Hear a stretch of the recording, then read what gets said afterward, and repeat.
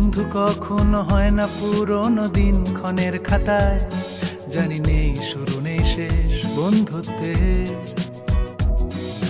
বন্ধু কখনো যায় না আটকানো ক্যালেন্ডারের পাতায়, তাই রোজই আমাদের ফ্রেন্ডশিপ ডে।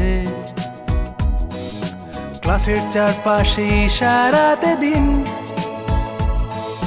কলেজ ক্যাম্পাসে সব কিছু রঙিন হয়ে যায়।